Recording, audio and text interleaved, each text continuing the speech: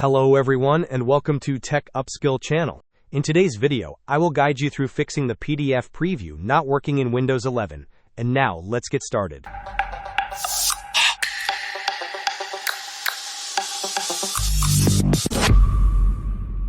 To begin, open File Explorer. Once File Explorer is open, look for the three dots located at the top right corner of the window. Click on these three dots, and a drop-down menu will appear. From this menu, select the Options item. This will open the Folder Options window. In the Folder Options window, navigate to the View tab.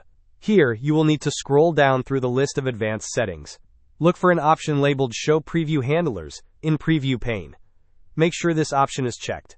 After checking the box, click on Apply to save the changes, and then click on OK to close the Folder Options window. Hope this was helpful. Don't forget to like and subscribe if you enjoyed. As always, thanks for watching, and I will see you in the next video.